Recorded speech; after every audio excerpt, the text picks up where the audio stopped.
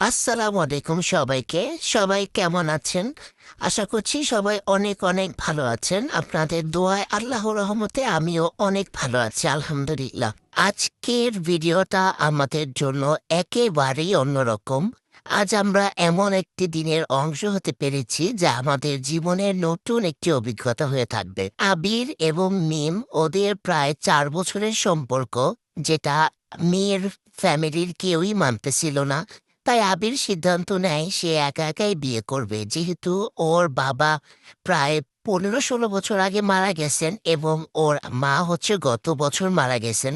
ওর আত্মীয় স্বজন বলতে সবাই এখন দূরে, এবং যেহেতু ও পালিয়ে বিয়ে করবে বা একা একা বিয়ে করবে, ওর পাশে থাকার মতো তেমন কেউই ছিল না। তাই আমরা দায়িত্ব নিয়ে আসলে ওর ফরজ কাজটা করে সাহায্য করেছি আর কি। যেহেতু ওদের সম্পর্ক প্রায় ৪ বছরের, আর এর মধ্যে পরিবারকে অনেকবার জানানো হয়েছে, কিন্তু তারা কোনোভাবেই রাজি হচ্ছিল না। শেষ পর্যন্ত তারা আইনগতভাবে বিয়ে করার সিদ্ধান্ত নেয়। আর এখানে আমরা কিছুটা দায়িত্ব পালন করি, এই যা, এর চেয়ে বেশি কিছু আসলে আমরা করতে পারিনি। মেয়ে যখন বাড়ি থেকে একেবারে এক কাপড়ে চলে আসে, তখন আবিরের কিছু কাছের বন্ধু বান্ধব এবং আবিরের জ্যাঠা, সাথে আমি এবং আমার হাজবেন্ড, আমার মামা, আমরা কাজ অফিসে যেয়ে ওদেরকে একদম সহি-শুদ্ধভাবে বিয়ে পড়িয়ে দেই। দেখেন, এখানে বিয়ে হচ্ছে আবির আর মিমের, কিন্তু আমার জামাই কি খুশি! তার মুখের থেকে হাসিই সরতেছিল না। মনে হচ্ছে বিয়েটা আবিরের না, তার নিজের।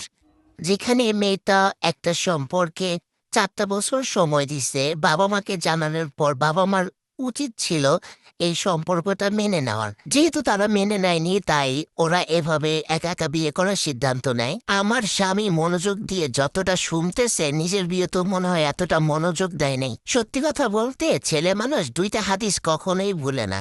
একটা হচ্ছে স্বামীর পায়ের নিচে স্ত্রীর বেহেশত, যেটা একদমই ভুয়া কথা। আর একটা হচ্ছে ছেলেদের ৪ বিয়ে করা সুন্নত। তো এত কথা না বলে চলেন আমরা বিয়ে পড়ানো শুনি। বলো, আমি এজিল দিলাম, আমি এজিল দিলাম, কবুল করিলাম, কবুল করিলাম, আলহামদুলিল্লাহ। ওই যে মুরব্বীর লোকে হাতে হাত, মুরব্বী তো শাসন, যেটা মনে হয় এখন বসেন ওইভাবে ওইভাবে। এবার আমার সাথে বলেন, বিসমিল্লাহির রহমানির রহিম। তুমি শুনবা। আমার মোয়াক্কেলা জান্নাতুল বিন পিতা জামাল হোসেন বালেগাকে ১ লক্ষ টাকা দেন মোহরে, নগদ ১ লক্ষ টাকা পরিশোধে আমি উকিল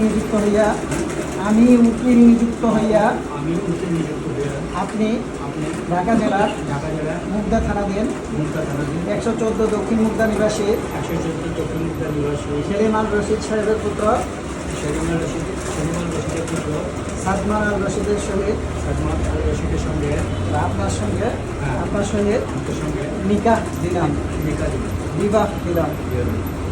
বিসমিল্লাহির রহমানির রহিম। আমি উক্ত দেন মোহর সহ উপস্থিত সাক্ষীগণের মোকাবেলায় কবুল করিলাম, আলহামদুলিল্লাহ।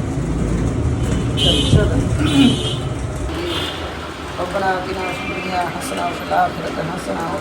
আমি পরে আমরা স্বাক্ষর দিবেন আগে সেটা করে ওটা দিয়ে দাও না ভাই, না পুরো নাম দিবেন।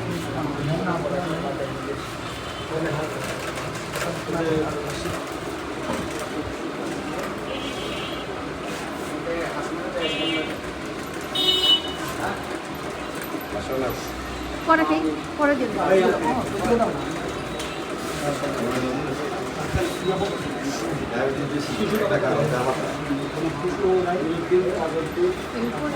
পুরো নাম নিয়ে লিখলাম।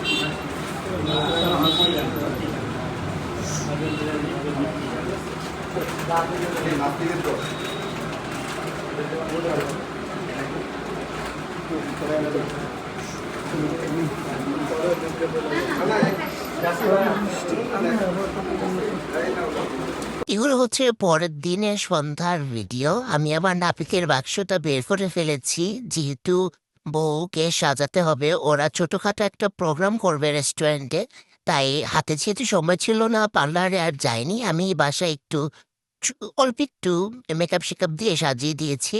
কেমন হয়েছে তোমরা অবশ্যই জানাবা। এখানে আমার আম্মু শাড়ি পরাতে হেল্প করতেছে। আমার যেহেতু সাজানো হয়ে গেছে, আম্মু শাড়ি গয়না এগুলো সব সেট করে দিচ্ছে। আর যেহেতু হাতে একদমই সময় ছিল না, তাই আমি চুলটা ঠিকভাবে সেট করে দিতে পারিনি। নর্মাল একটা খোপা করে ঘোমটা দিয়ে দিয়েছি। যেহেতু খুব বড় প্রোগ্রাম না, ছোটখাটো প্রোগ্রাম হবে, তাই এত বেশি প্যারা নেইনি। তো তোমরা সবাই ওদের দাম্পত্য জীবনের জন্য দোয়া করবা, আমার ফ্যামিলির জন্য দোয়া করবা। সবাই ভালো থেকো। আল্লাহ হাফেজ। আজকের মতো আমি বিদায় নিচ্ছি। টাটা। ভিডিওটি শেষ পর্যন্ত দেখার জন্য ধন্যবাদ।